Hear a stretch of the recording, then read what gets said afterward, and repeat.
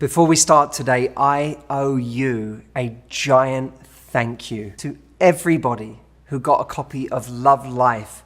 You are responsible for getting us to the New York Times bestseller list. This week, we came in at number 3 on the list, which is an extraordinary feat. And I am so grateful to all of you who have supported. Many of you ordered months in advance of the book actually coming out. So many of you ordered on the week of. I am so appreciative. This project has been 4.5 years of my life. We wanted to get to the New York Times because we wanted to raise the profile of this book. We wanted to get it out there to more people. You have helped us do that. Thank you from the bottom of my heart for helping us make this happen. This is such a crazy week for me and my team. We have been giddy all week knowing this, having this news, and I'm so excited for those of you that are hearing it for the first time. I'm so excited to be sharing it with you. Thank you. This is our win together, and you have helped me reach more of the world with this book. There is a story in the book about a person named Angela, a dear friend of mine. So many of you have read the book and have already read Angela's story, but you may not have had the chance to actually meet Angela through video. So I wanted to do something special today. In this video I'm about to show you, Angela was on stage at my live retreat in Florida, making the audience laugh and cry in equal measure, myself included, but is a true story of hope for people in their confidence, their ability to overcome difficult circumstances, and their ability to find love no matter what. I cannot wait for you to see this. I present to you my dear friend, Angela. There was this one person on this program that called me up a couple of months back because she had had some things happen in her life since that program. And when she made that call, I heard it and I went, you gotta come back. You gotta come back, and I need you to tell other people what you've done, because wow. And so she came back this time, and I'm gonna bring her up here, and we're just gonna spend 5 minutes just talking about what she has done since, because her story is a very, very interesting one and so relevant to all of us. So, Angie, where are you? Oh, there she is. Okay. Give it up for Angela, everybody. How you doing? Now that's 10 years or 8 years now. Wow, 10. was it that long ago? Yeah, and I haven't aged a bit. You haven't. So you came on that program, and I remember maybe a good place to start is, I know there was a big event in your life. Yeah. Let's fill people in on that, because I feel like that gives us context for everything that we'll say after that. So as you can see, or you might not be able to see, I wear a prosthetic. And my story is quickly that I was 23 and I was making my way home from work, and life was great. I was with friends, I had a job I loved, and in a moment everything changed. I sadly was hit by a drunk and drug driver, and when he hit me in a van at 70 miles per hour, I was injured for life. And the injuries that I have now happened at that moment. And the hardest thing was when my leg was taken from the impact of the vehicle.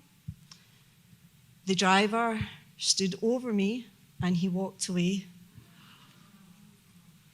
And this is what led me to Matthew, because being in hospital and getting told, you're injured, you're not going to walk again, you're not going to live independently again. We don't know if you're going to be able to eat yourself or dress yourself. I defied that. I made sure when I left the hospital that I would walk again. I walked in crutches, but that was good enough. But my self-worth was on the ground, and there was nothing around me, and there was nothing there that showed me how to put that together. So I went onto YouTube And it was one of Matthew's earlier videos. I mean that in a nice way, of course. And he was in a park. What park was it in London? It was in Berkeley Square. Yeah, and I remember the video. I was sat on a. Nowadays we have Jameson and everything. I was sat on a bench just filming myself, and I do this. It wasn't on an iPhone. It was on like an old Sony cam. Like, yeah. And it was about core confidence. And I read what confidence was. You know, you read in the magazines or your friends tell you be more confident. But I knew my confidence was on the ground more than most, because the thought that was left with me was like, how am I worthy if somebody could walk away and leave me? So I clicked on the video, I watched it, I wrote every word down, what confidence is, what the levels are. Like, I've done the same as you guys, and I still do the same thing. I watch the videos, I learn everything from it, and one of the biggest things that ladies have taught me is we share the same thing. We just get it, what you're saying, you know? So when I went on his website, you were doing an event down in London, and it was about confidence, wasn't it? And then I went to speak to Matthew, and again, he was bouncing from one side to the other.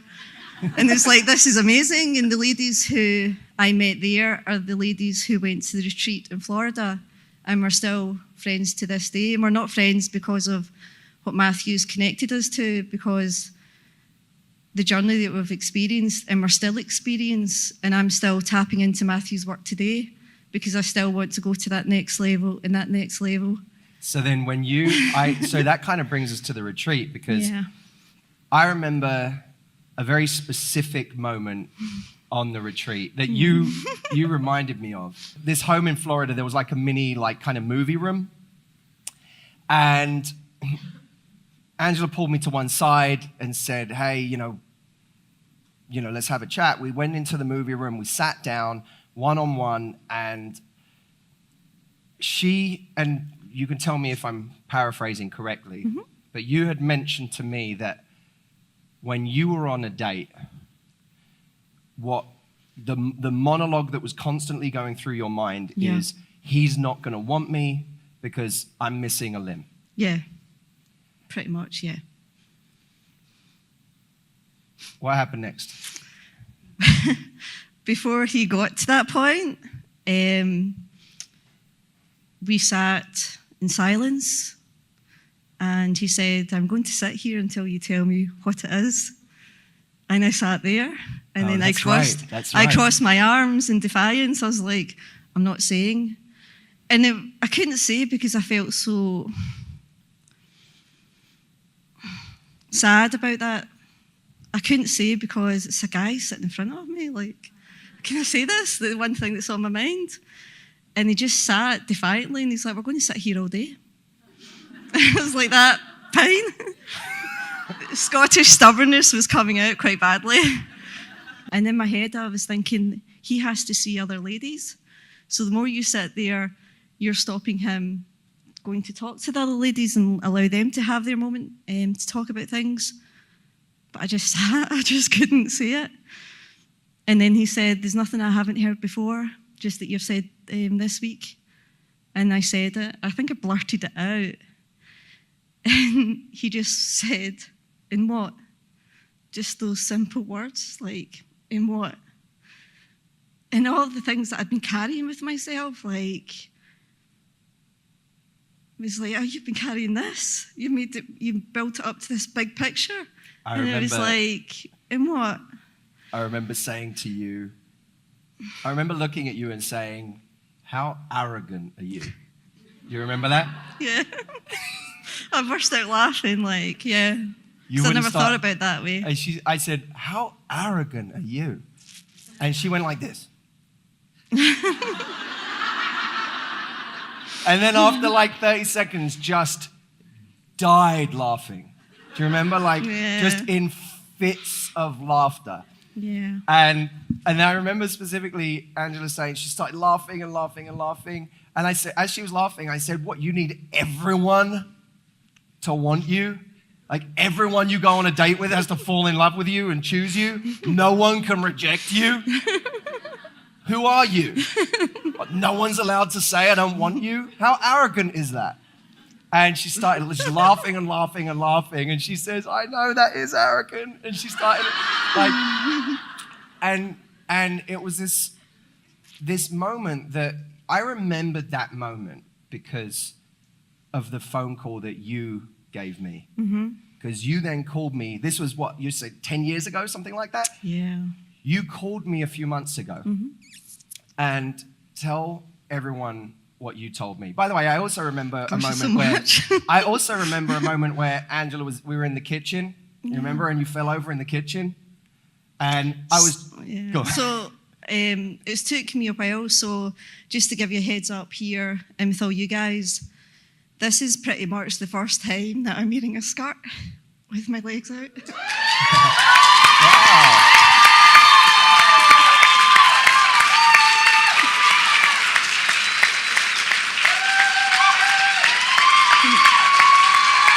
Thank you.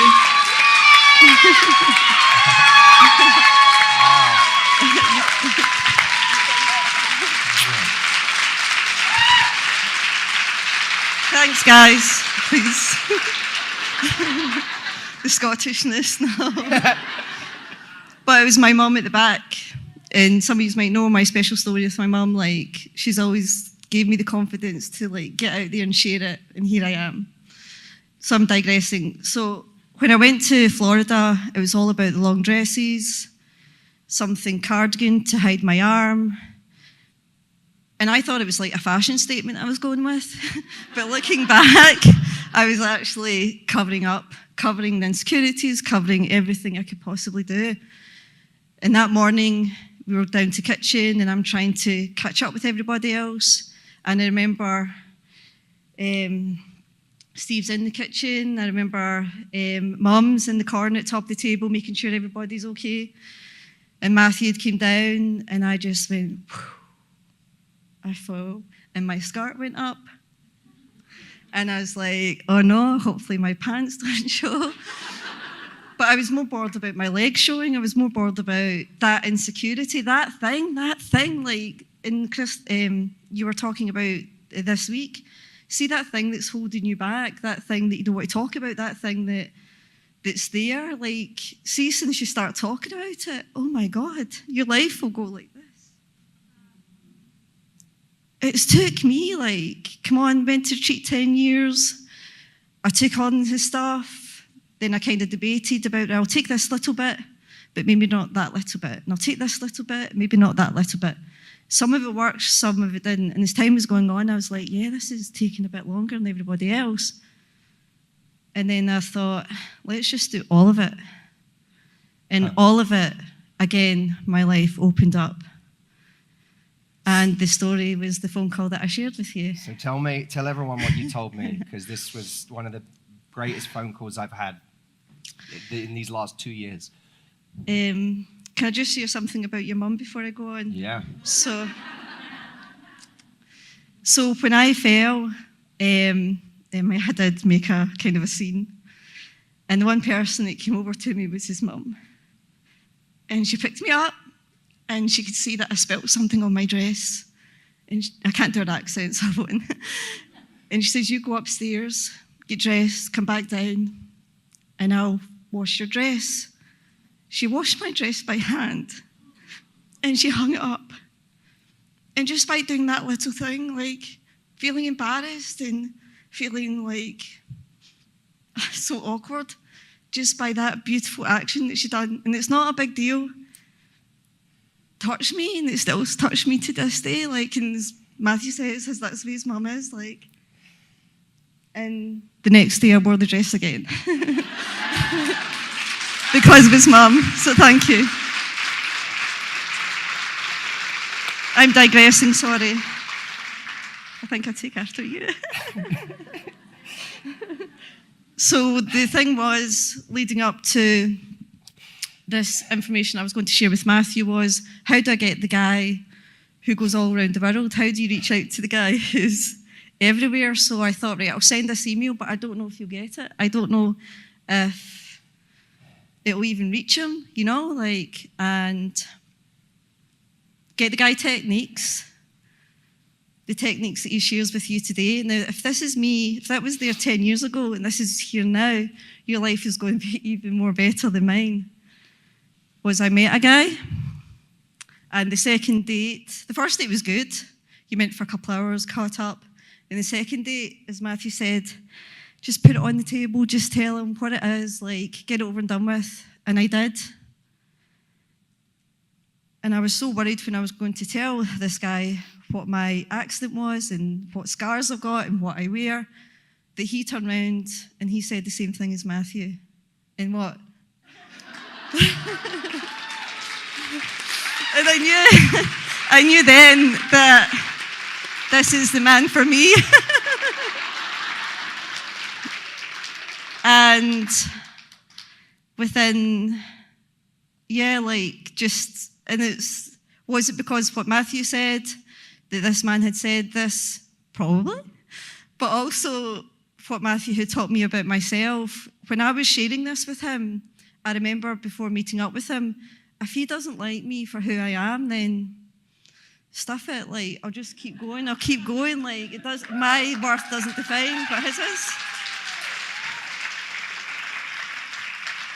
So the get the guy stuff, that works. So, and if I'm standing here and you can see what I wear, my scars, the insecurities, any insecurities you've had, I've had it.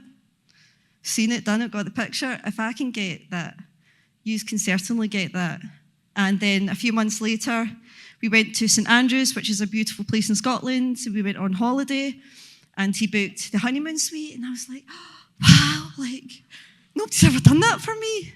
And I was like, this is amazing. He said, oh, it just so happened the hotel, that was the only room they had. I was like, wow, amazing. My mum knows. And then we go out for something to eat, and then he's really nervous. Like, at one point, he was shaking, and at one point, he literally said, do you want to try this? And when he said to try the food, it went and hit someone. It was like that bad, and I was thinking, I've still got it. I was like, no. And then he's like that, I need to take you to St Andrews. It's a beautiful place up there, beautiful scenery. And I was like, yeah, let's do that under the stars. Beautiful.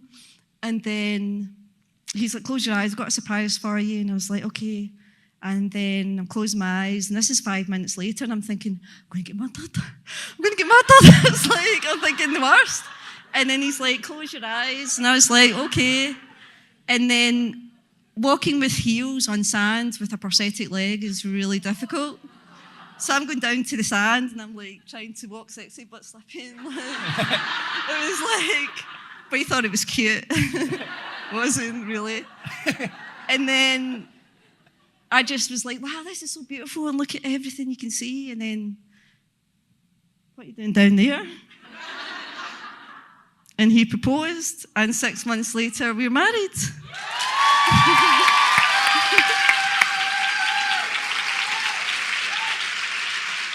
Because of you. I've got 2 more things to share. Just, I don't want to take your time up. No, take my time up. Says you can run the day today. I think my nerves are kind of disappeared now, because I'm super excited now that I'm sharing this with you girls. Because see, all week, I've wanted to tell you things. I've wanted to come and sit with you, but I've had to kind of stay a wee bit, closed? You know, like, in case I slipped up and I'd shared this, you know, because I'm a bit of a gab.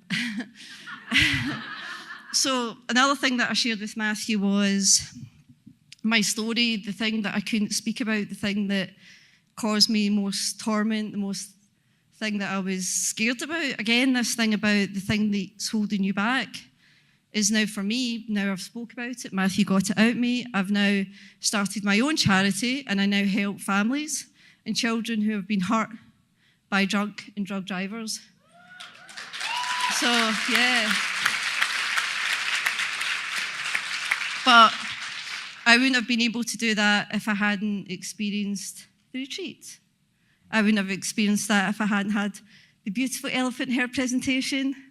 I wouldn't have had to been able to do that if his mum's love and affection, like the way that she is with people. Like, I am like that now when I go and visit families, you know, just with a touch, or I'm not washing clothes. But, and my beautiful mum in the corner as well, like her kindness and compassion and beauty and always been there for me, you know. I feel very lucky. But it's took all this time to get here. So I need to give this to you because I need to show you something. So one of the saddest Here, I'll things, hold it for thank you. you. So one of the saddest things about being in the accident and what I share this with you guys is like getting told that this is not going to happen for you. Like, you're not going to have your life. You're not going to. It's like Matthew was talking about the moment when you look back at your life and you don't have the people around you, or you don't have the things that you want. And I was told, because of the severity of my injuries, that I'm never going to have a child. I imagine that, like, you've always wanted to have a family and have a child, and to have that taken away from you, and to think, like, how do you console yourself with that? Like, I don't think I could, and lucky I've got the love of my lovely husband now and things like that. But Matthew wanted me to come out and talk, when was it, Christmas time, and sadly I had to go back into hospital for another operation.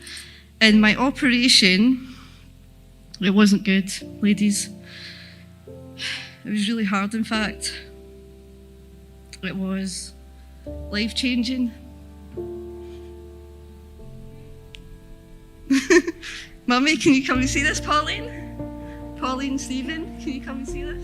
I'm going to show you guys just in a minute, but I just want you to see this reaction, because their love and care for the retreat has brought, I'll let you share that with Mum and Dad.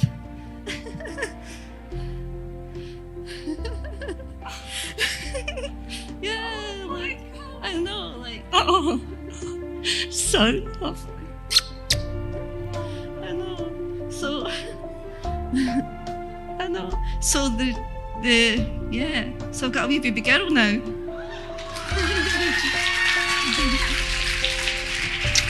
I'm so pleased for you.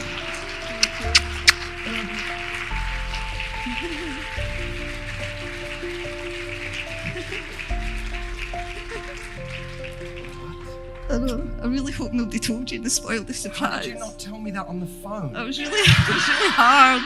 Like, it was really hard. I did have work. Well, I did say to him I had work on, and I did have work. But it was still that way, like, would it be safe to travel and things like that? And, but most importantly, like... What's her name? Hannah. Hannah. And she's so cute.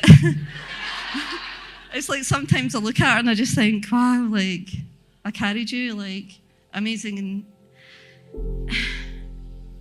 I think what I want to share with you, and I hope that you can all hear this, like, if you think, like, coming to the retreat or get the guy thing and you're thinking, it's not knitting, not getting it, I don't have my goals, I don't have this, or you might be thinking, this is what I want to do. It's funny how things just change, but they've changed because you've had this experience. And I'm not any different for you. My scars are different. My life experience is a bit different, but I'm just like you. I'm just like one of the girls. But I know, and I've came from Scotland, 2 flights away. I dragged my mum here. She's now burnt. Sorry. It's a lovely suntan. I've came this way because I want to tell you that this works. I was trying to think of a beautiful quote or something like that, but that's what I said to you on the phone.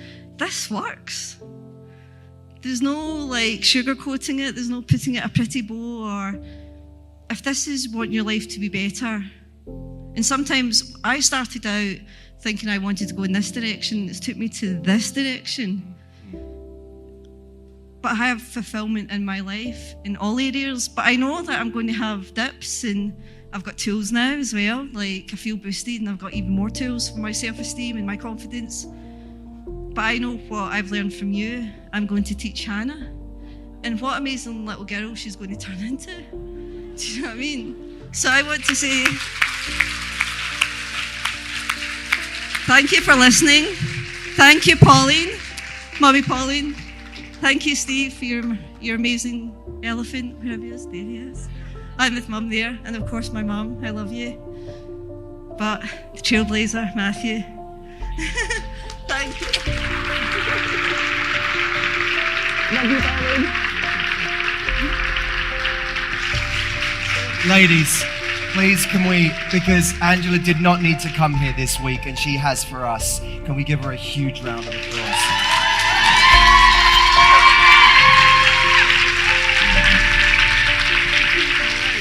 Give it up for Angela, everybody!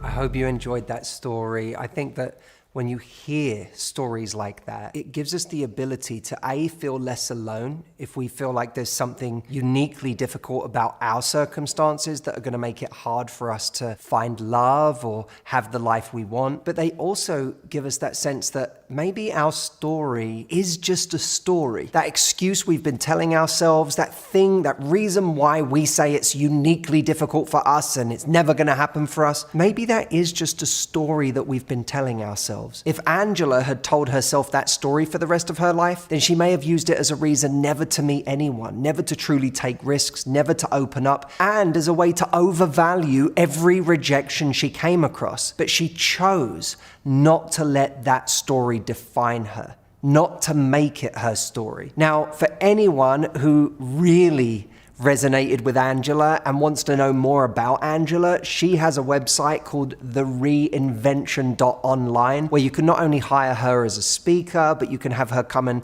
teach the skills she learned about how to reinvent herself to your organization, your group, your community. She also works with people individually, so you'll find out everything about Angela at thereinvention.online. Go check her out. She's become a dear friend of mine over the years, and I love supporting her because the mission that she has in the world is a really beautiful one, and her skills help other people reinvent themselves after difficult times. And for anyone who wants to attend the event of mine that Angela went to and so many others were at that you saw in that room, that is my retreat. And we are holding it again this year from the 9th to the 15th of September. If you want to find out more, I'll leave a link here, and I hope to see you there.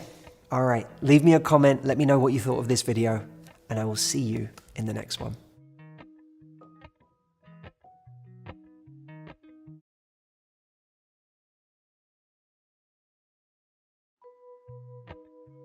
Hi guys, it's Matthew here. So look, we're coming up to the end of the year now. I have had the most incredible year of my life. I've also had the longest year of my life. This show, Ready for Love, that was supposed to be this big thing and then wasn't this big thing. The book that I brought out, Get the Guy, becoming a New York Times bestseller at the same time as the show not working. The tour being an amazing success and having so many great people coming out to see us. Being on the Today Show every other week, being on Rachel Ray, having my own radio show now on iHeartRadio. So many exciting things have happened.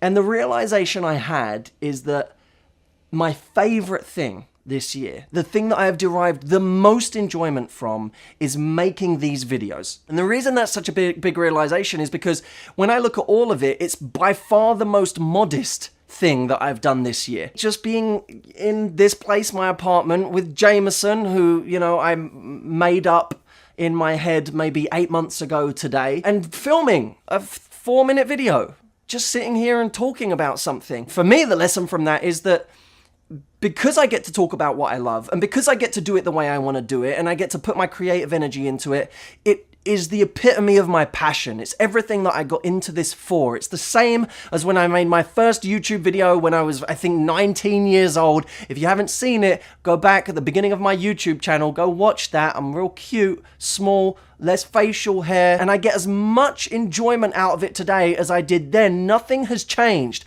My life has gotten crazy and so many different things are happening, and yet this is still the favorite thing that I do. And I've stuck to this year consistently because I tried to really make it a routine that every week I have a video. There's that line I always use, Keith Cunningham. It's not my line, it's a guy named Keith Cunningham who said it. Ordinary things done consistently produce extraordinary results. In other words, if you keep doing ordinary things every day or every week, something extraordinary will come of it. Not because you're performing a miracle on one day, but because you're performing action every day. And that's what we tried to do with these videos, is do something ordinary every week. Not every idea is revolutionary, not every video was a masterpiece, but putting something out there every week without fail, without being a perfectionist, without using excuses about why we can't, just putting it out there.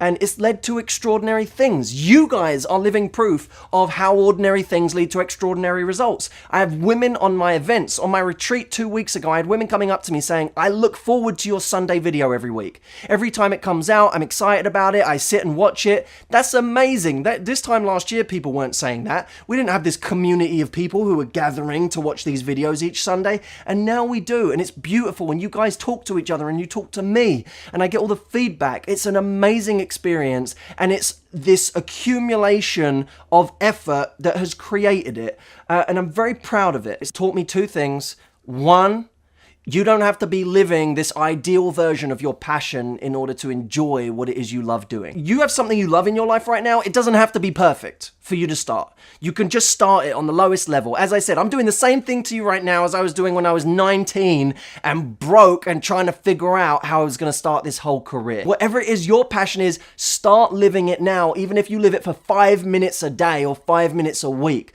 And the second thing is, ordinary things done consistently create extraordinary results. There are routines that if you begin them in January as the new year starts in 2014 will change your life if you stick to them and are disciplined with them and don't be a perfectionist about them. I want to say a huge thank you to you guys for helping me build this community and be with this incredible group of people. It's a lot of women, but there's some guys too. Incredible people who want to grow. I respect all of you for watching these videos and for being part of this with me. We're a team, and I see it that way every week when we talk and go through things. I try and play with you a little bit. I try and tease you a little bit and have fun with you. But I love the relationship we have, and I value every single person who watches these videos.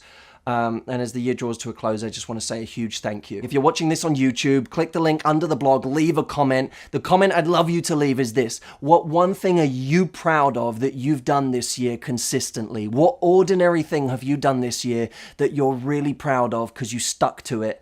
If you can't think of one, then write down what one you're going to do for next year. Have an amazing Christmas. If you don't celebrate Christmas, happy holidays, and I will see you so soon. Take care, my friends.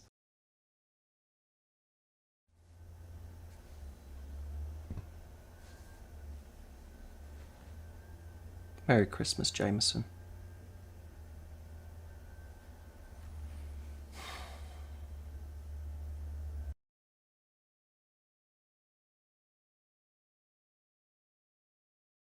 He's single, she's single, both think the other one is attractive, and then they walk straight past each other and neither does anything about it. Hey Jason, it was so lovely speaking to you. That would have been fine, but it wouldn't have been flirting. Flirting is nuanced.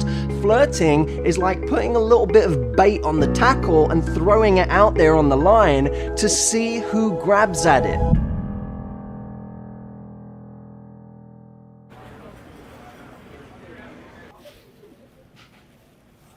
Every day, people walk past each other in the street. He's single, she's single, both think the other one is attractive, and then they walk straight past each other and neither does anything about it. I had a woman recently at my event in Chicago. She told me that she keeps meeting guys online and that they don't turn into dates, and she ends up incessantly in a texting conversation with them. And I said, well, why don't you get out there in the real world? Why don't you meet people there?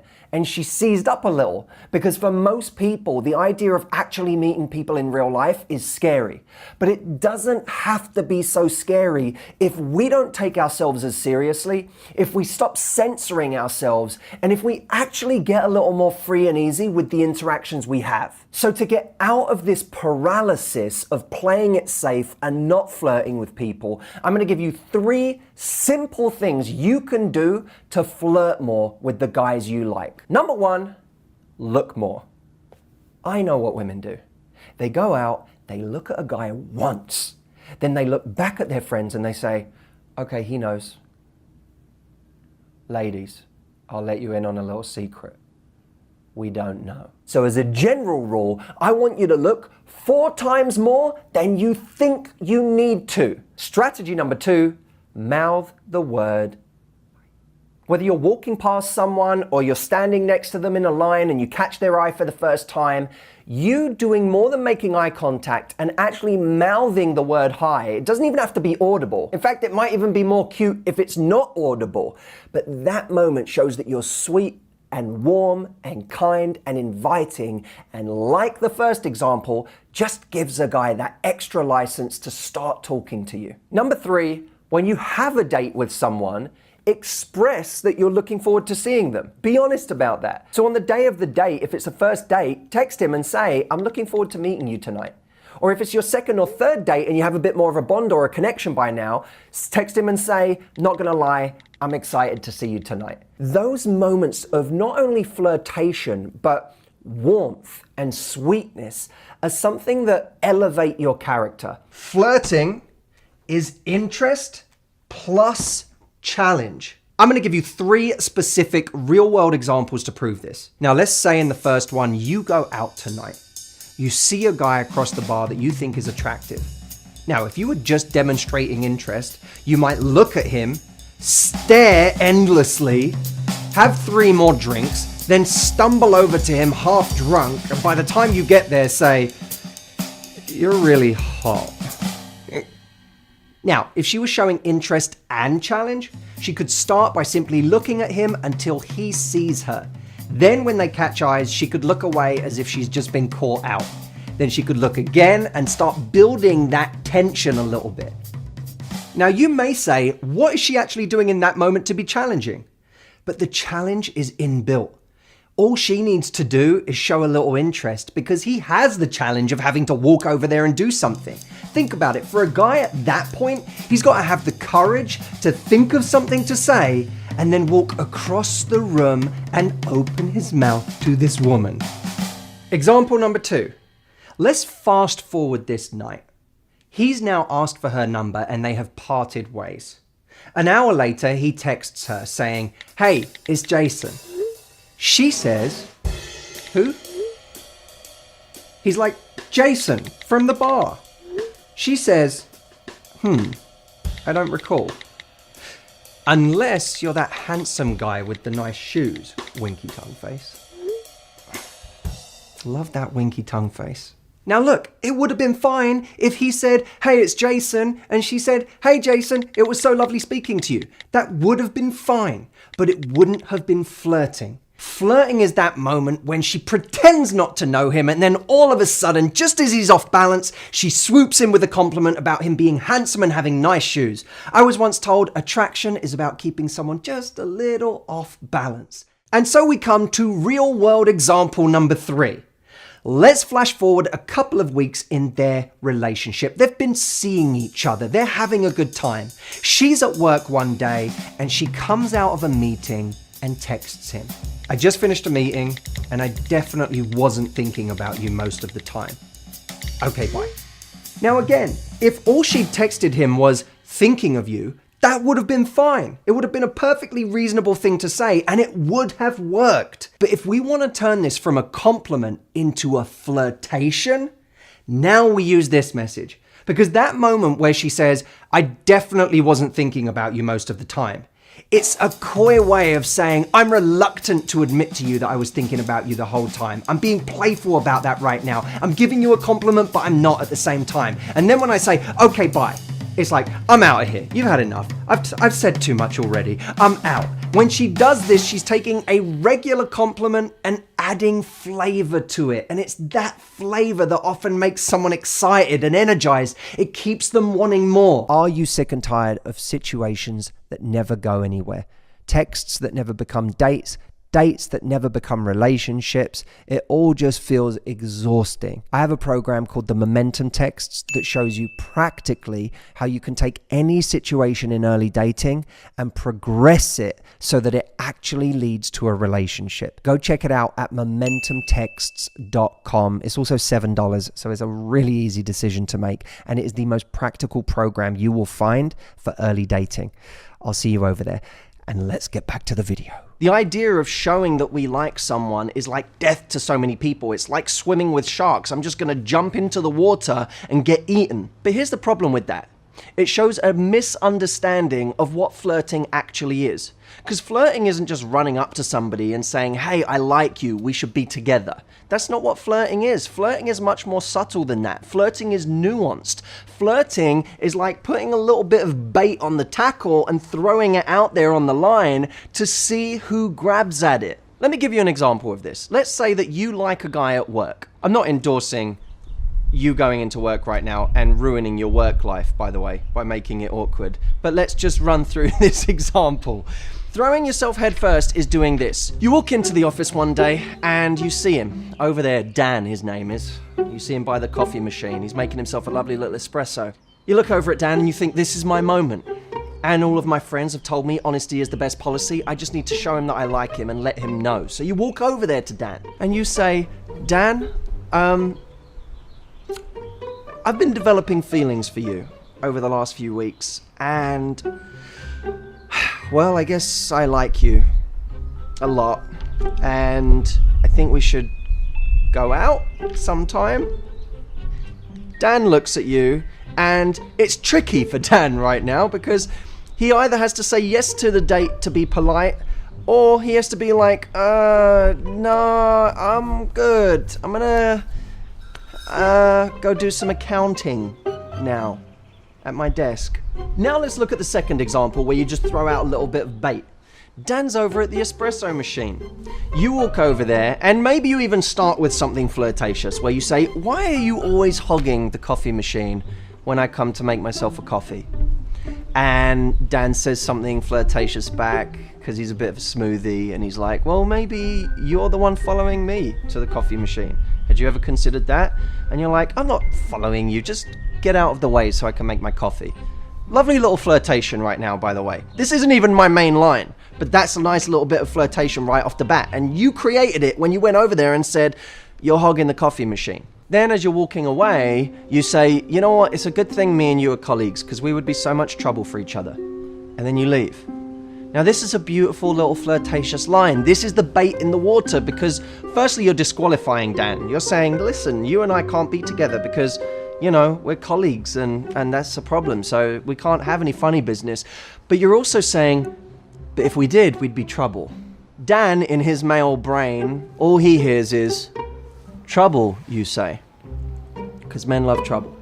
When you throw out this bait, it's really low effort, low risk for you because you can sit back and drink a beer on the side of the riverbank and just throw out your line and just wait. That's what flirting is. That's why when people get so scared to flirt, they're forgetting that although flirting is a vulnerable act, it's not jumping in with the sharks. Because you can throw out just a little bit of bait and see if someone bites. If they don't bite, that's fine. You throw out another bit of bait either for that person or for somebody else. Okay, let's just get down to business. 5 ways to make him want to kiss you.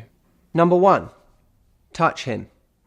No, I don't mean his groinal region. I just mean touch him somewhere, even innocently on the arm. That actually looks good, what that guy has over there.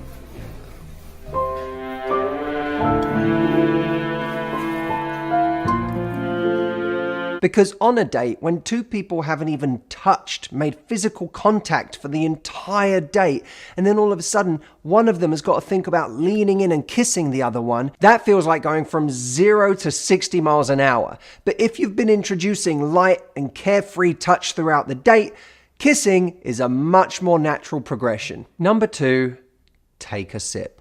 When you take a sip of your drink, it engages your lips, so it draws attention to them, But at the same time, if you look away, it has the added benefit of giving him a moment to look at you and take you in without you staring right back at him. That is too funny, monkey.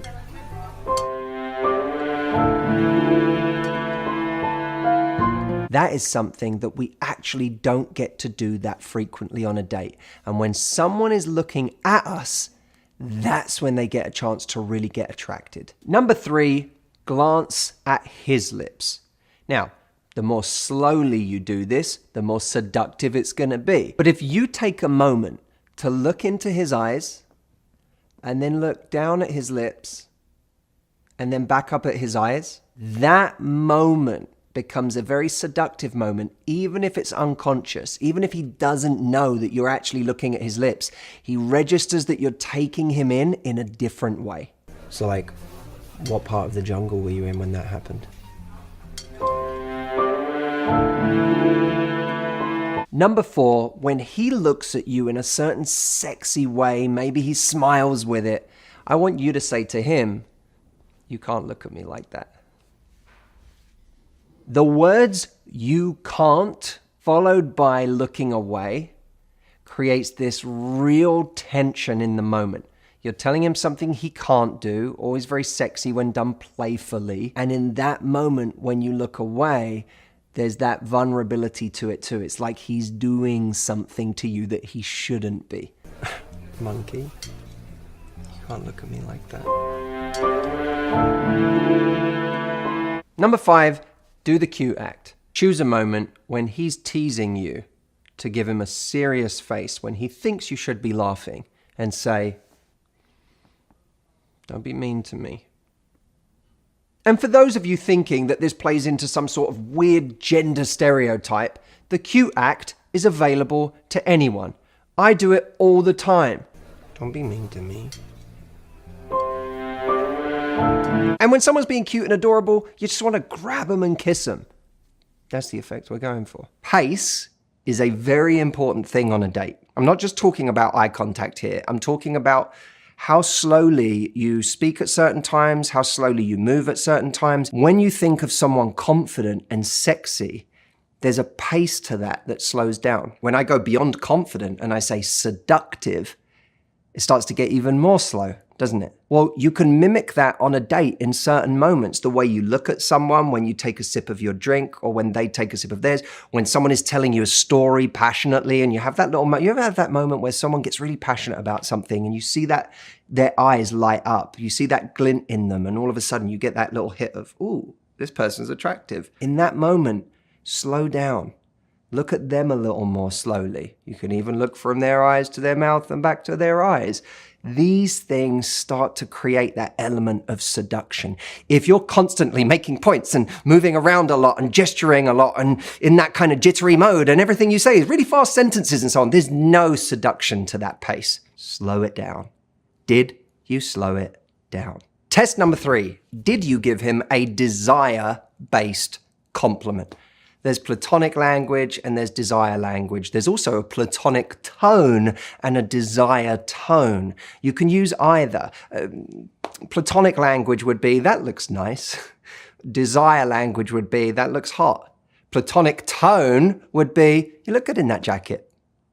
Desire tone would be, "You look good in that jacket." Subtle differences, but one of them says, "We're going to be friends." And the other one says, "We're not going to be friends." Number 4, did you hug them like you liked them?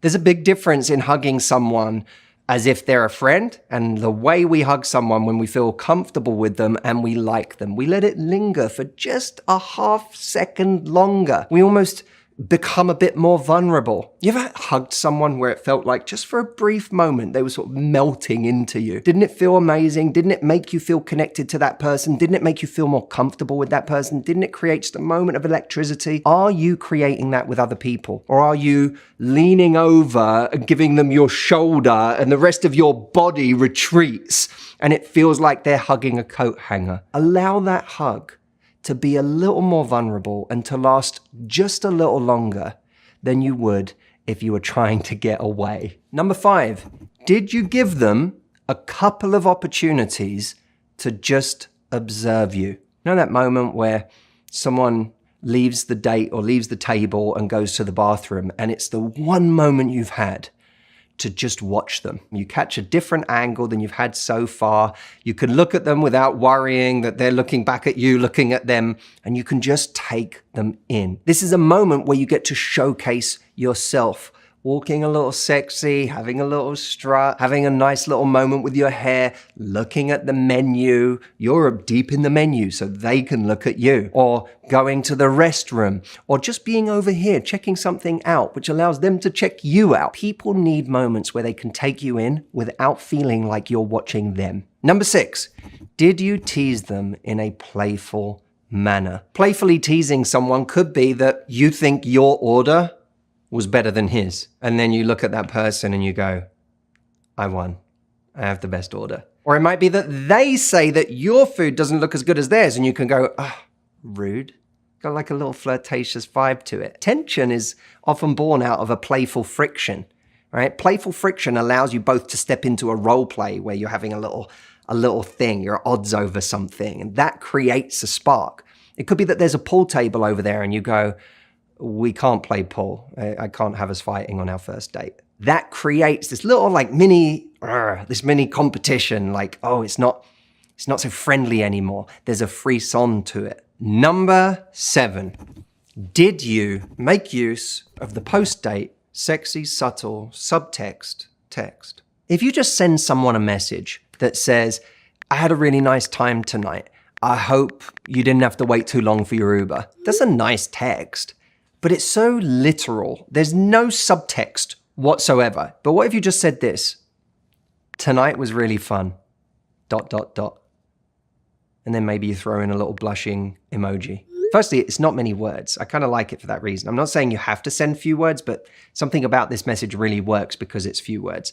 It's not overly thought out. The ellipsis is what says, there's things I'm not saying right now. And the word fun, that's desire language that says we could have more fun together. The emoji is both a signal of warmth at the end of this message, but there's also a little suggestiveness to that too, right? There's the ability to blush. It's the ability to be made to feel something. There's a vulnerability about that. It's like you're thinking about how fun the night was, and maybe you're even thinking about other things, and you're blushing as a result. This is a message that immediately when someone receives it after a date, they say, ooh, there's something there. This person is attracted to me. This person didn't just have a nice time. And the great irony is that when we feel someone is slightly attracted to us, even if it's just in what they don't say, not even what they do say, we're more likely to be attracted to them because we take our mind out of the friend zone and into the desire zone. Now, I know what you're thinking. Fine, I'll do those 7 things. Then what? Well, I have the answer for you. I have a program. It's called the Momentum Texts. In this program are 67 specific text messages that you can use to take it from a very early stage all the way to some serious investment so that your dating life doesn't keep drifting into a state of limbo. It actually goes somewhere with someone. I don't think we've ever released a more nuts and bolts practical program of things that you can literally just grab and send. It's really good. It took us ages to make. It'll take you seconds to use. How much were we offering this for before, Jameson? $7. We adjusted the price, didn't we? No, $7. What about inflation? Surely it should be about $1,000 by now. Have you seen gas? We're sticking to 7. You can't even get a pumpkin spice latte for that. I couldn't even get a pumpkin spice latte for that. That's mental. Check it out. I'll see you over there. MomentumTexts.com.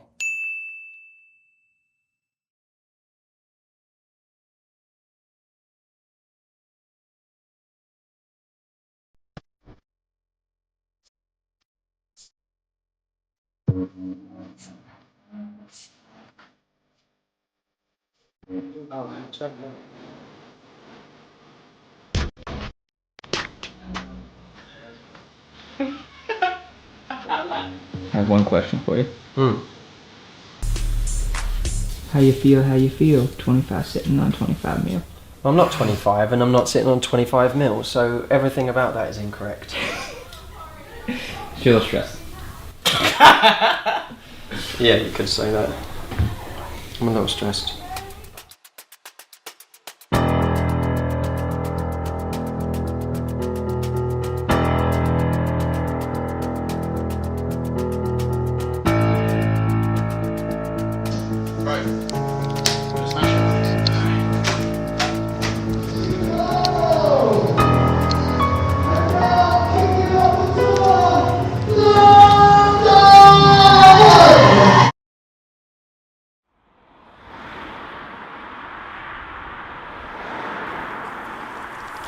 So how long do you need for this?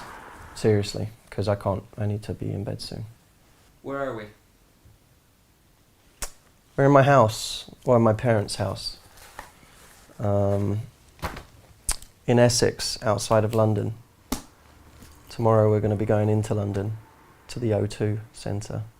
The O2 Arena is like the Madison Square Garden of London.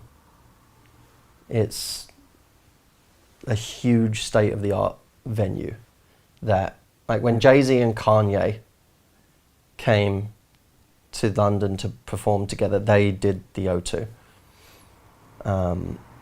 So I'm fucking terrified.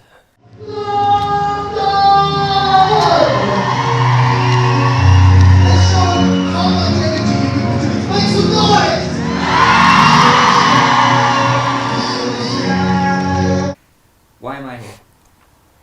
You're here because it's the start of a new year. It's the biggest event we've ever done by far. We have an enormous number of people coming. And I felt like we're not getting enough out of what we're doing. You know, we sit and make these YouTube videos each week and they're fun, but they don't actually reflect how interesting this weird life is that we lead. And I think the interesting parts are often left out. Like we do the video and give advice and then the camera stops and the interesting part happens where we actually go and do the living part. So I want people to see the living part of what we do, and who knows what the hell it'll be or become, or whether it's just a one-off or not, but it's, for now, we're filming us in London on this crazy journey, and we'll see where it takes us.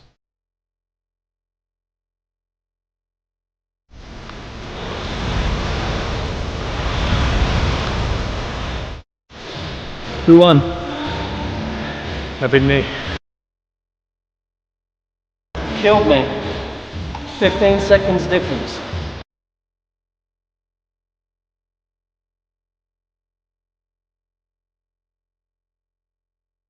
How long have you been training Matt? Well, just when he's back in the UK for probably the last 6 months, is it, Matt? Yeah. This man's the trainer in the UK, and he has the best gym in the UK as well.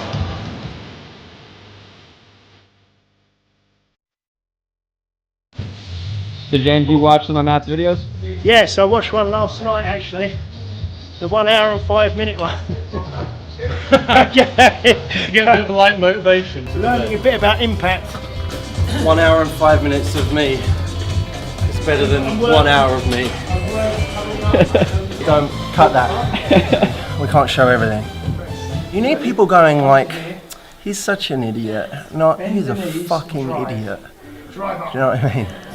You look like you want to say something. Okay, swap over.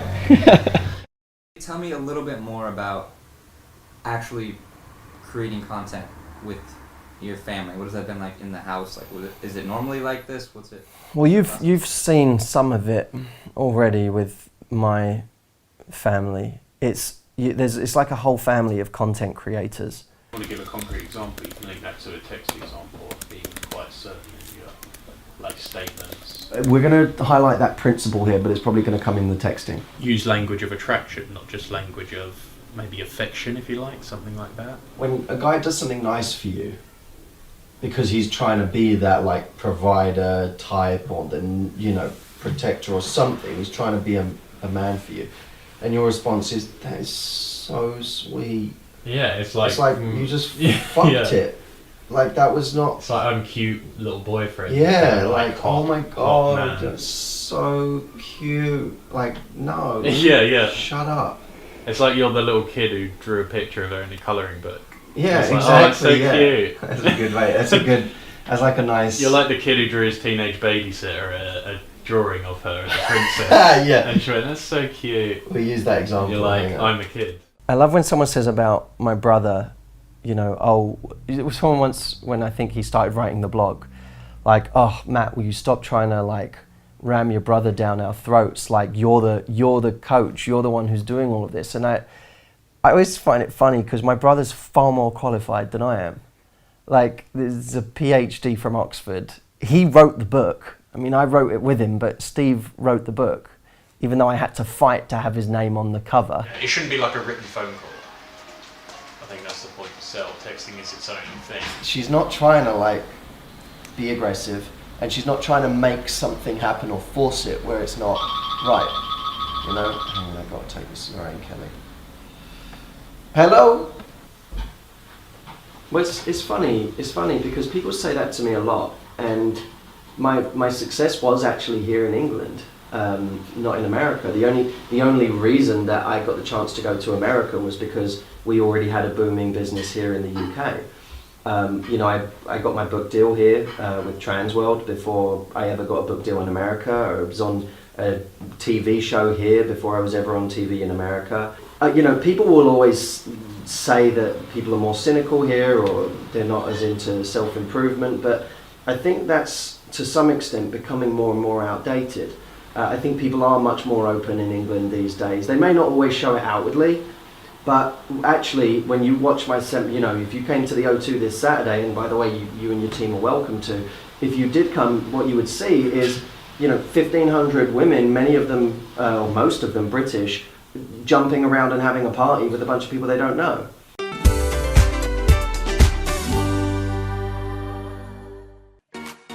Matthew Hussey's rise to fame as a life coach has been meteoric.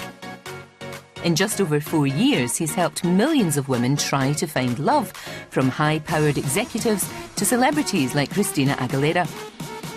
Matthew's book topped the New York Times bestsellers list in 2013, and he's been handing out advice in some of America's biggest TV and radio shows ever since. Well, Matthew's here. Now look at you getting all those women energised and enthused. I know this works beautifully for you in America. Over here, do you think it's going to work equally as well? It started here. Has it? Did it start here and then bounced over there? We only went to America because we were a success. Seriously? So the methods that work in the States work over here? Started in London. We went to Manchester, we went to Dublin, we've been all over with this. And it works for women everywhere. So what is it all about? What is your technique? If you could boil it down, you know, how does it actually work? What are you giving women that no one else is doing? Well, we split it into find the guy, get the guy, and Right. keep the guy. Yeah. And what I really strategize in is giving women practical tips, because I think they're tired of platitudes. Sure. People are sick of reading, or just be yourself. Because, okay, fine, I'll be myself, but what does that mean I actually do today? Right. What should I do differently in my life today if I'm myself? And many people say, I've been myself for 30 years. Indeed. And I still haven't got the guy, so what do I do now? Live TV. She's like that in real life as well. She's exactly. No one's ever like that. Like in America, everyone's always more ruthless or harsh or always trying to get something. Do you know what I mean? I know exactly what you mean. Fucking you, James. What worries you about tomorrow? Bigger crowd. It's like a dream venue to be playing. It's not just a bigger crowd, but there's people I actually know there. There's going to be a lot of people I grew up with, you know, like my cousins, their friends. Lots of girls that I grew up with are going to be there. Which is going to be weird. It's going to be weird. They knew me when I was a very different person than I am now. I mean, you know, I'm still the same person, but they knew me when I was a lot more shy, a lot more reserved, and awful with girls. they knew me when I was like that. So it's going to be strange seeing them. I think they're going to be harder to impress because they know me. I feel like it's always harder to impress the people that know you. Like my mum was the hardest person in the world to impress, in a way, because she, like, if the people you know think you're believable, then you've really done a good job. That's how I feel. Where are we headed, Matt? To the office for a big team meeting. How often do you do this? This is the first one in a while. It's that time in the company now. It wasn't, before it was like a little family of people. Now it's got bigger and bigger. It's time to actually start thinking bigger. So we wanted to get everyone together to do that.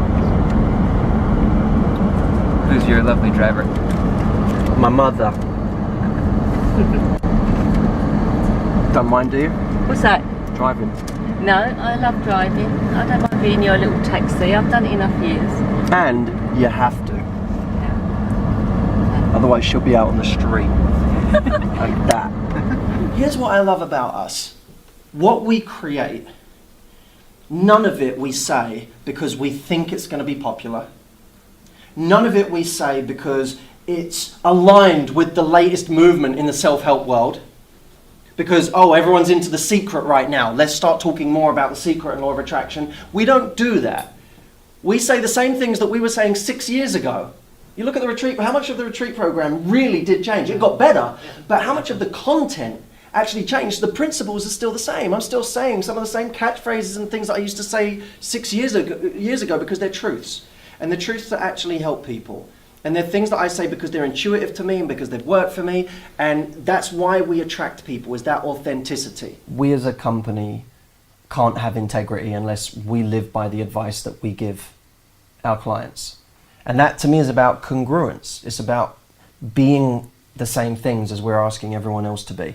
With not just me, but every member of staff in the company. So the reason I wanted you guys to have this presentation, each of you, was so that we could actually figure out, okay, what are your goals? What is your vision for where you're going with us over the next year? So that we can actually realize that, so that we can push ourselves beyond the comfort zones we now have. It's very easy for us to stay where we are, but I think that everyone in this room is capable of incredible things. And I think that with us working together, we're capable of doing even bigger things. It's really hard to say what I think of the team without sounding contrived. And I don't know how to say it in a way that's not cheesy. But I genuinely love them. Like, I have a sincere love for the team that we have. I hope that as the team gets bigger and bigger and bigger, I still have that feeling about everybody.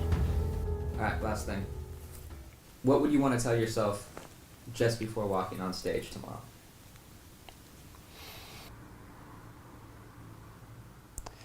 My dad always says to me, play the game, not the occasion.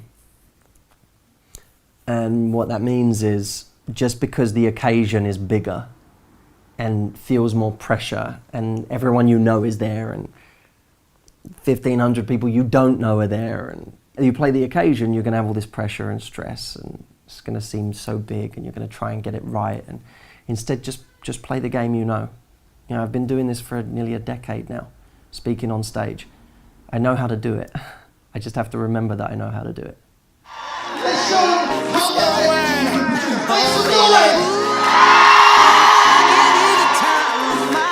We're gonna have the time.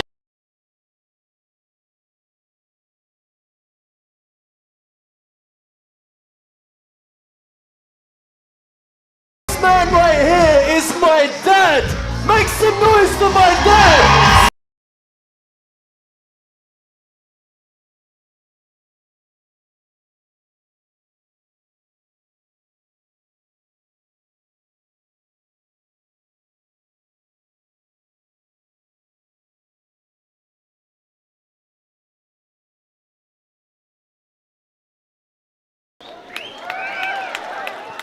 Let's do it.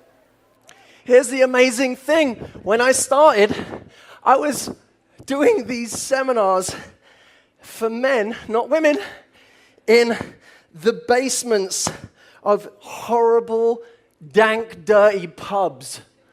That was where I started. in Leicester Square in these horrible pubs that couldn't make money in the daytime. So for 50 bucks, for 50 quid, they put us in the basement and say, yeah, you can coach you and your 3 weird guys. You can do it. That's fine. See, here's the interesting thing about love. It's the great equalizer. It's the great equalizer. It doesn't matter how much money you have.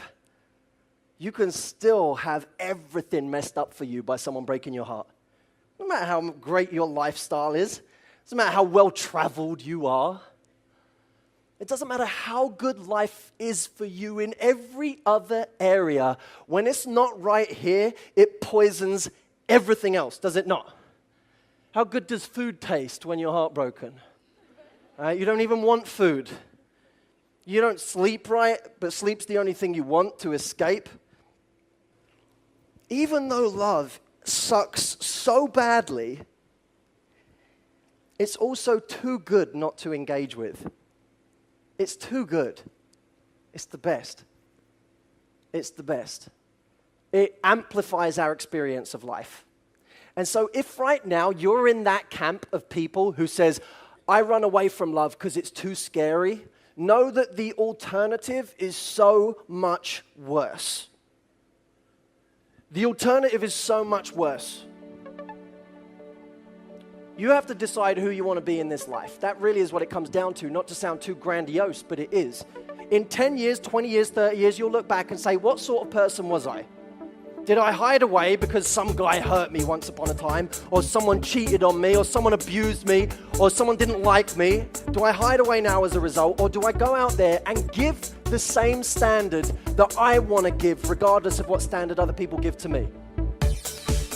A girl that I knew when I was a teenager, one of my cousin's girlfriends, came up to me afterwards and she said, I cried in the visualization.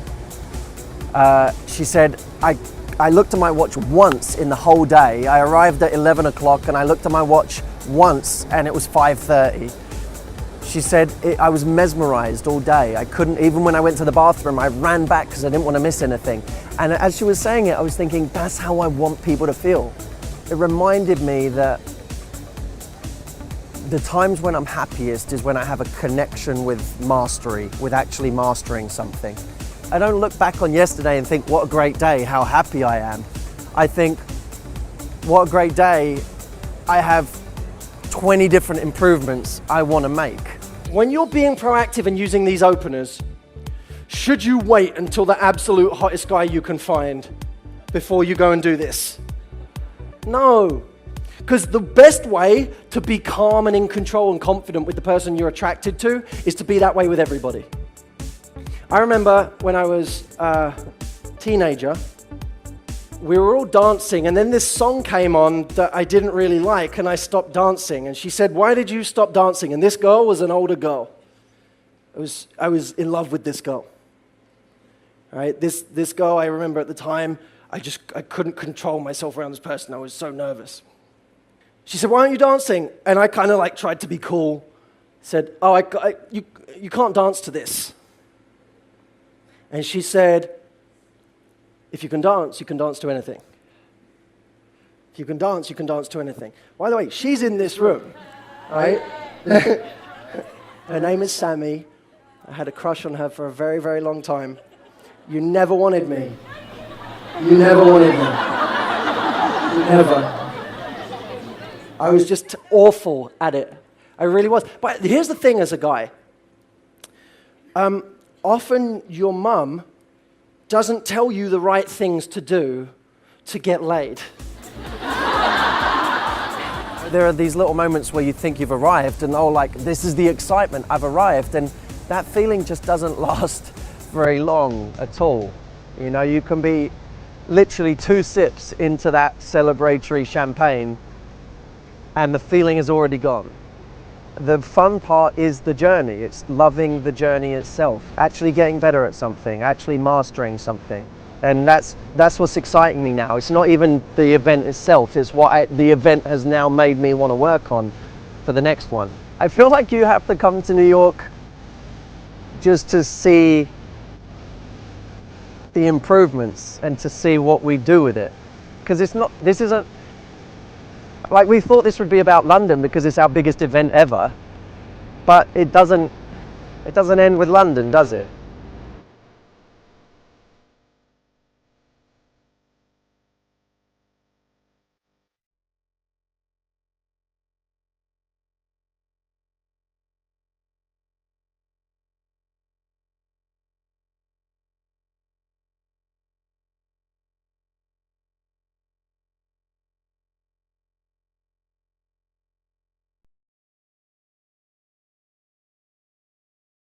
Here's the problem with the world today. Facebook. Well, not exactly, but it's what Facebook does. Facebook creates this one place where everyone puts the most exciting parts of their lives, the holiday photo, the girlfriend that they had for a day, that big drink they were drinking out of a giant glass that no one ever drinks out of. And what happens is we go on Facebook, we log in and we go, oh, what's everyone doing today? Oh my God, they're all doing the most exciting things in the world. Now I feel terrible. There's a quote that I've become obsessed with recently, which is don't compare your behind the scenes to somebody else's highlight reel. I feel like that's what we do these days, and we have access to everyone's highlight reel because it's there in front of us on social media every single day, and it becomes demoralizing and depressing. But the truth is, most people's lives day to day are incredibly monotonous because when you're on a mission and when you're trying to achieve something, it requires the same things each day. Sometimes you have a different day, sometimes you go on holiday, sometimes you have a great date, but most of the time you're doing the same stuff every day. So I never want us to become demoralized. Most people's lives are incredibly monotonous. I mean, not mine, of course. I live in Hollywood. Now it's not a competition, but I had Jameson, my camera guy, follow me around for a day and just give you the inside track on what that looks like. Are we rolling right now? Are we on? Just woke up. Casa de Hussey. Maison de Hussey. Hussey House. Actually edit that out, that sounds like a brothel. Busy day ahead actually, really busy day. So I'll be leaving here soon to go to my other office, Coffee Bean. Before I go there, I usually like to have a cup of tea. I try to usually do at least one English thing a day. I find it raises my popularity in America. Someone's put, I'm a hussy for Matt Hussey. That's from Kyle, actually. That's from a bloke. English tea. It's great. Jameson, I just noticed you're not following me on Instagram. Did you know you weren't following me?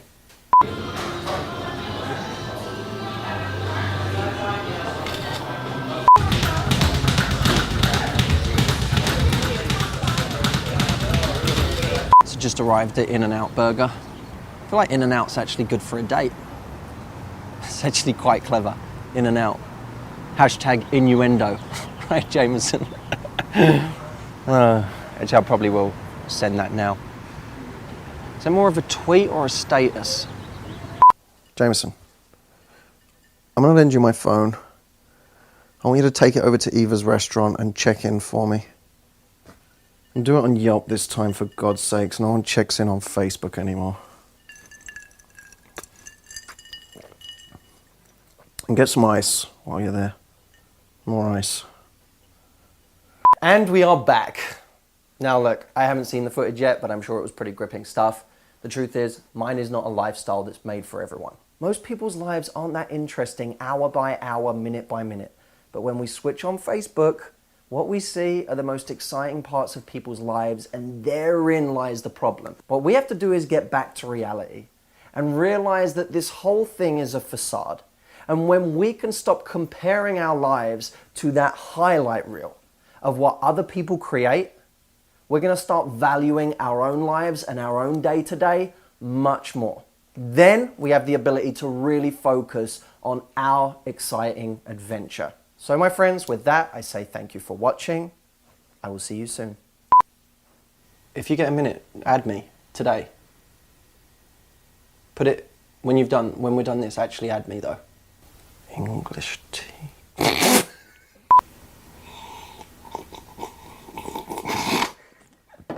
I'm so sorry. Actually, we should probably be careful. We get recognised around here. I want to get recognised. I need you to go over to Eva's restaurant and check in for me. And do it on Yelp this time, for God's sakes. And do it on Yelp this time, for God's sakes. There's no Duke of Facebook. It's the most ridiculous thing in the world. And check in for me. And do it on Yelp. You that time. It's so ridiculous. Jameson, I'm going to lend you my phone. Over to Eva's restaurant and check in. And do it on Yelp this time, for God's sakes. There's no Duke of Facebook. And get me some more ice while you're there.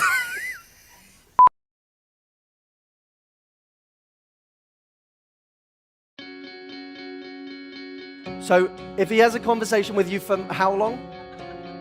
For over 2 minutes, he's imagining you naked. Tiffany, do you believe that about yourself? I've been talking to you for a good 2 minutes now. You can have your excuses or you can have the guy, but you can't have both. If he saw that side of you, he'd freak. Because he'd say, if this is where this woman goes when she's scared, what have I got to put up with forever? Let me tell you something that logically you know, but emotionally you don't. You're enough. And there's no one you have to meet to be enough. Matthew literally wrote the book on how to get the guy, so we asked him to put his skills as a dating coach to the test. Look at the seating position. Oh, just one more shot of this, can we? I mean, Next question. What segment is this? Wow! There's so many of you!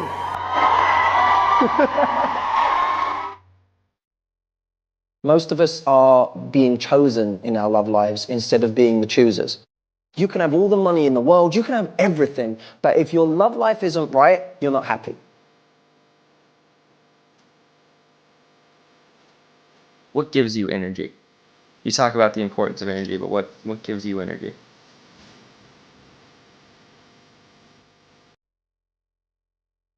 Emotion. Emotion is, for me, the biggest driver of energy. When I go and do a live event, I'm so driven by the emotion of the room and what I'm communicating that I really believe, with every concept that I teach, I really believe this is going to help people. This is going to make a difference to people's lives. Something strange about a live event. It's like things hit you on a different level. I have a rule. Don't invest in a guy based on how much you like him. Invest in a guy based on how much he invests in you. We tend to have a very narrow field of vision, especially where fear is concerned. Is if you're afraid of being alone, if you're afraid of losing someone because you won't meet someone again, you will have had beliefs that have been with you a long time. Conditioning that you don't think you can get rid of. Things that people have said to you, things you've been through, trust issues, love issues, issues of not feeling good enough, not feeling pretty enough, not feeling enough in general. I know that many people in this room will have those and they'll think that they're destined to just live with those. You're not. You're not.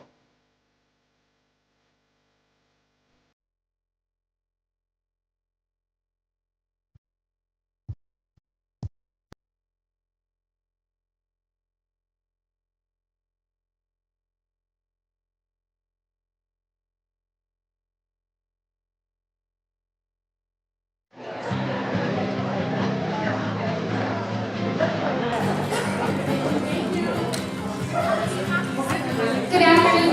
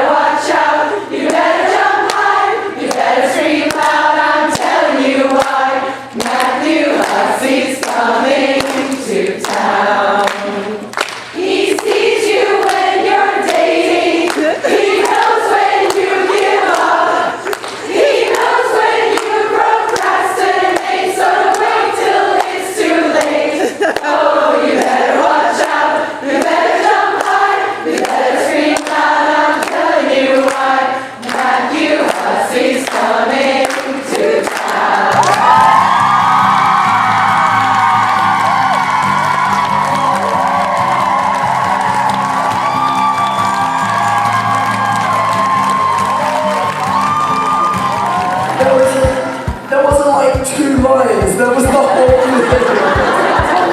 Oh my God, that was so good. This is, you caught me off guard. Look, I still have a shirt button.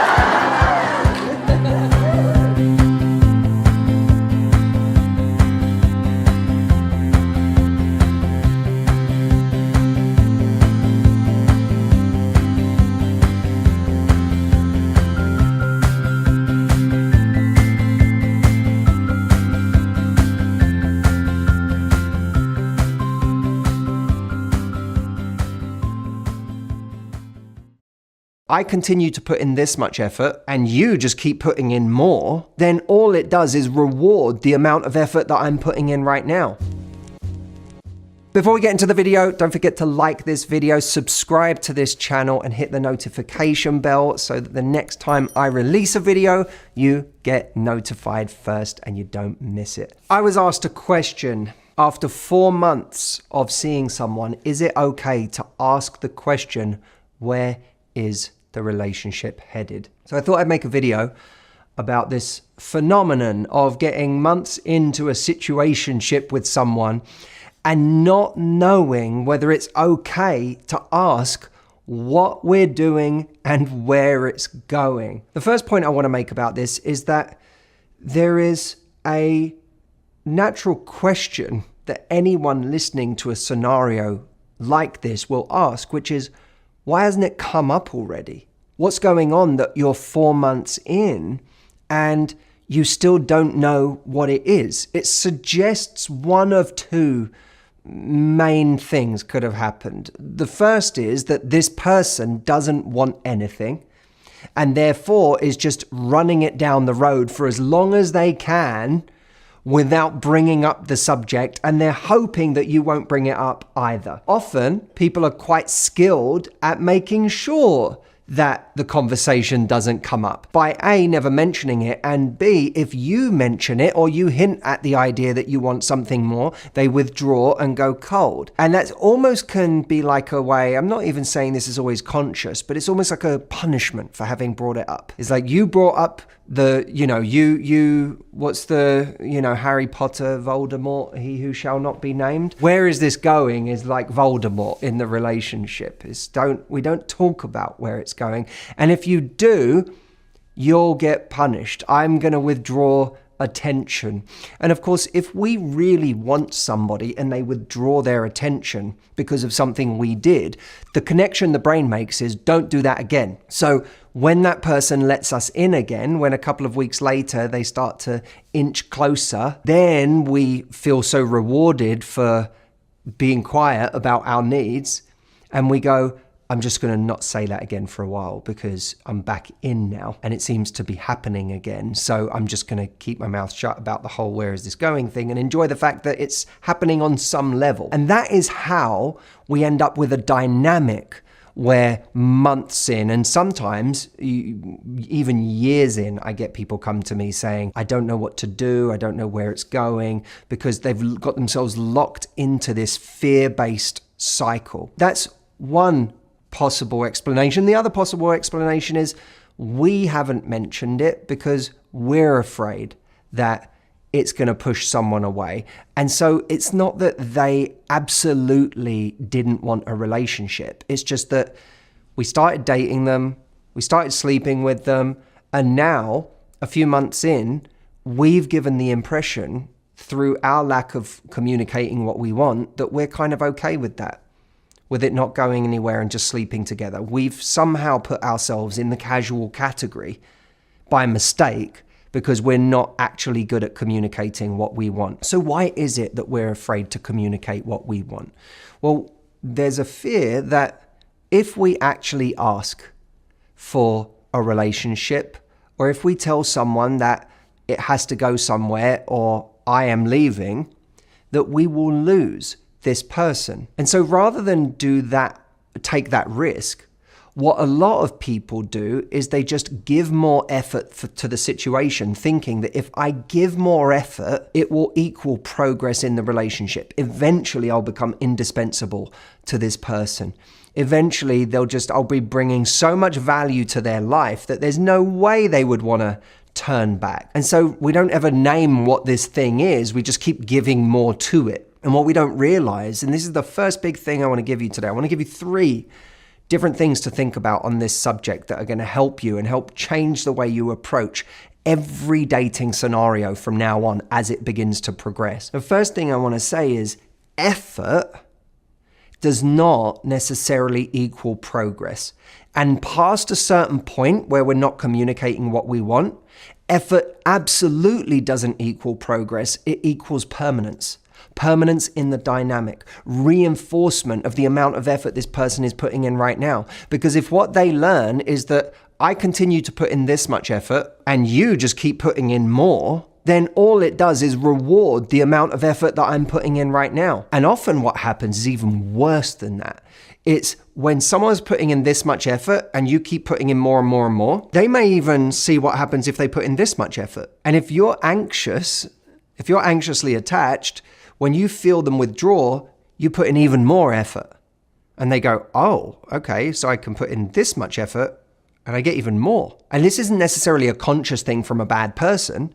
It's kind of, there's an element of it that's human nature. What's the least amount of effort I can put in for the maximum reward, right? So now you put in more and they put in less and they put in even less and you put in more because you're even more afraid of losing them. And that's how you end up in a situation where you're giving so much and they're giving so little, and somehow it just keeps going. You say, why don't they just let me go if they don't want me? And you want to say, well, they're not letting you go because they're giving this much effort for this much reward. So why would they fully let you go?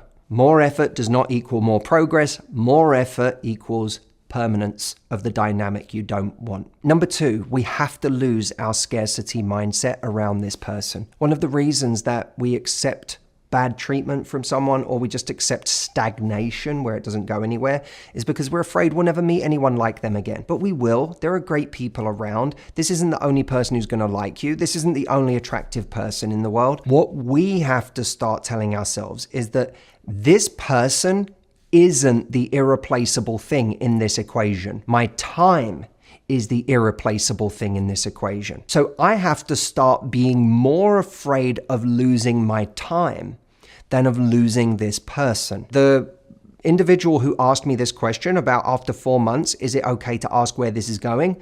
The answer is, of course, because it's been 4 months. 4 months is a significant chunk of time that cannot be got back. So this person I know is more afraid of losing the person than they are losing their time.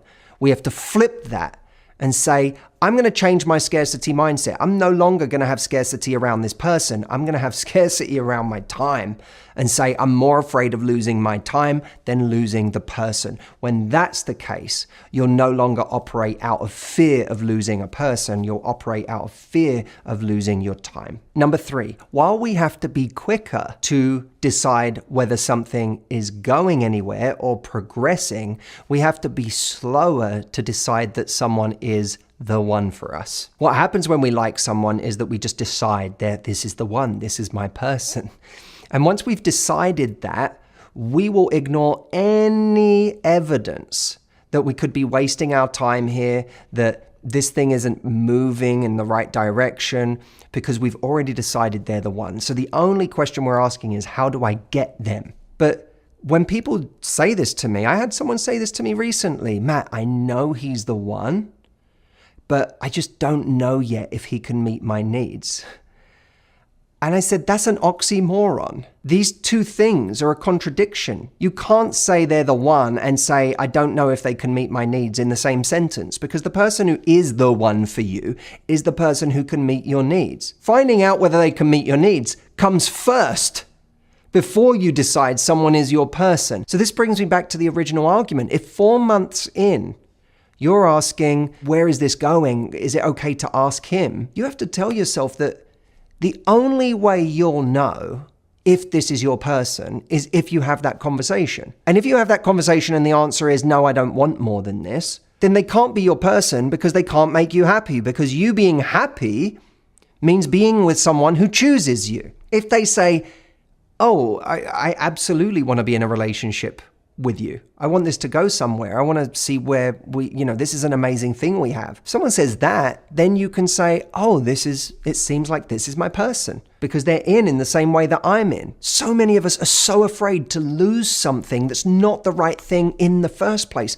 And we have to lose that fear. We have to switch the dialogue in our minds from, I know they're the one, but I just want to get more of my needs met by them, to, until I get more of my needs met by them, they can't be the one. And in the context of today's question, getting your needs met means being honest about the fact that unless this relationship is going somewhere, you can't invest any more of your energy into it. And by the way, as we're going through this video, I want you to understand that I may talk for a few minutes on this subject here, but I always know that it brings up bigger questions. It brings up more nuanced questions. Matt, what you're talking about is communicating for progress in dating. But what does that look like after date 1? What does that look like after the first 2 weeks? How do I stop it from getting to 4 months and I don't know where it's going? Or if I am at the 4-month mark and I still don't know what it is, how do I actually have that conversation? All of these questions are the kinds of questions that I answer in a live training I did called Dating with Results. That is my most popular free training program of all time. It is for people who want to be intentional about their love lives, who want to stop wasting time, and who actually, above all else, know that the thing that would make the biggest difference to their lives today is finding love in the form of a deep and meaningful and committed relationship. And this is what I teach in this training. It's practical, it's insightful, it will change your dating life forever. Go to datingwithresults.com to register for free, and just make sure that you watch it in the next 48 hours while you have your pass. Let me know what you think of that training once you've been through it. I know you're going to find it incredibly valuable, and I'll see you on the other side.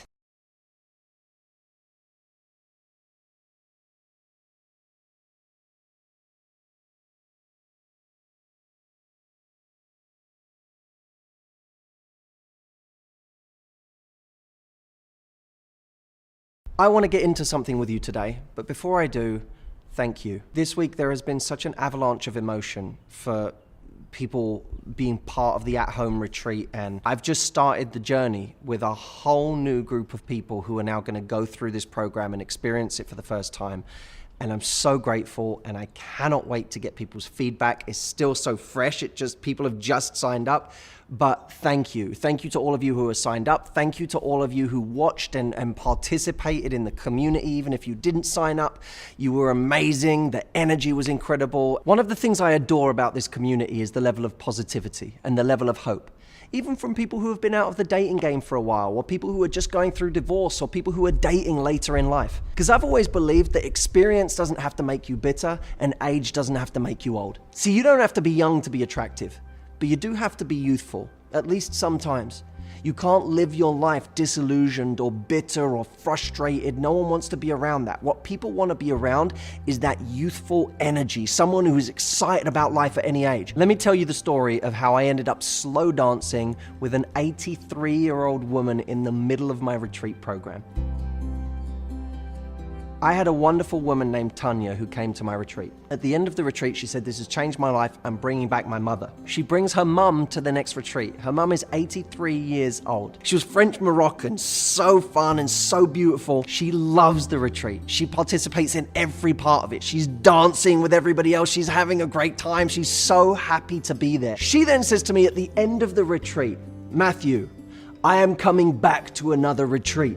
And I laughed. I said, "I love that. Come back." She said, "I am. And when I come back, I'm going to have improved my English so that I can understand every word you say here." Now, I'm sitting here in front of this woman thinking, this is a woman who's 83 years old who set herself the goal of getting more fluent in the English language so that she can come back to another retreat and grow and develop herself. When she came back to the retreat on day 3, we had a party. At the end of that party, I, along with a bunch of other people, jumped in the pool. I get out, I'm soaking wet. She walks up to me and she says, "Matthew, I have one wish." I said, "What?" She says, "I want to dance with you." I said, "Done." So I wrap a towel around me and I'm dripping onto the floor. I'm barefoot. And me and this woman, Latifa, we dance. We dance and it's beautiful, and it is one of my favorite moments ever on a retreat, because I see this woman who is double the age of many of the women that complain to me that they're too old, and she's slow dancing with me and having fun and being youthful. Let me ask you a question. Is there an area of your life where you stopped dancing? Because if you have, it's time to start again. In whatever small way you can get yourself to, it is time to dance again. And stop waiting for the perfect time to do it, because there won't be a perfect time.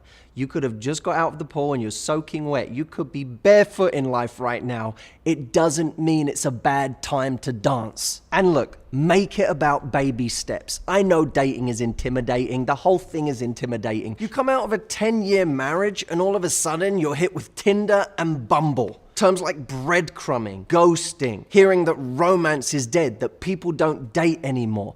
All of these things are pretty terrifying when you add them all up, and that's what gets people overwhelmed. But we can't get overwhelmed. And don't think that just because you're back in the dating game again, you have to do every part of it, that you have to engage in all of the things that everyone else seems to be engaging in. Here's what I want you to engage in: life. I want you to go outside, have conversations, and see where they lead you. That's it. You can start there. I love you guys.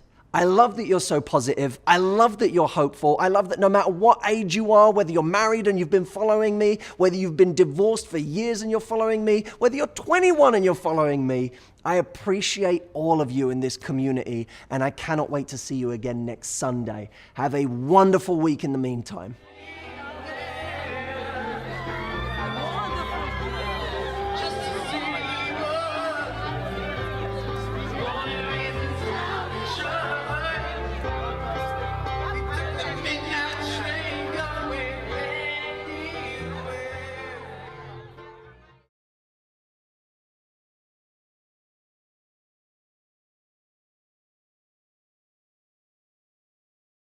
Is there something in your life that you know would contribute to the quality of your life, bring you more of what you want, give you more opportunity, make you feel happier, but you're not doing it? Things that, if we simply did them and did them every day, would be normalized as processes in our lives. But the longer we leave it, the more it kind of takes on this ominous, dark cloud of fear that no longer bespeaks how difficult it would actually be to do it. I know this feeling, for example, when I take time off from the gym. Physical training of any kind is really important to me. It's part of my daily routine. And one of the things I know is that taking a day off, fine. Taking 2 days off, fine.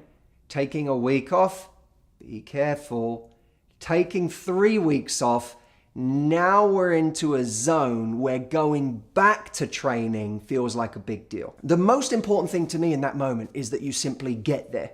You don't have to do the workout of your life. You just need to get there, because getting there makes you realize, oh, okay, I did something. I can come back tomorrow. Come back tomorrow, do a bit more of a difficult workout. Come back the next day, do a bit more of a difficult workout. Within a week, you've normalized it again. You're back into the swimming pool. But as long as you're standing on the edge going, oh God, that water looks really cold, I don't want to get in, it takes on this difficulty level that isn't real. If in your love life right now, there are habits that you know would make a difference, whether it's leaving the house, going out, talking to people, messaging people on an app if that's what you want to do. Doesn't matter what it is, but if you're not being proactive right now and you're building up too much the thought of being proactive, it doesn't matter that you go out today and have some amazing interaction with a beautiful, attractive member of the opposite sex. What matters today is that you go out and say something. You go out and have a conversation. That just in the smallest way, you put your foot back in the shallow end of that pool, that gradually allows you to start moving towards the deep end, because you become a stronger swimmer in that area. My retreat, by the way, is where we do this on steroids. Not literally on steroids. We don't bring drugs to the retreat. But it is a place where I give you the systems for actually doing those things that are going to radically transform the quality of your life. And that's why people who come on the retreat 3 months after or 6 months after find that their love life has transformed, or their health has transformed, or their social life or their career has transformed, because all the things that they thought before would transform those areas but weren't doing, they suddenly start doing, because they have the confidence and the systems to actually take action on all of those things. If you want to check out the retreat, I'll leave a link here. I hope you do. It's the best thing I've ever created. And if you like these videos, I promise you, you ain't seen nothing until you've been to a retreat.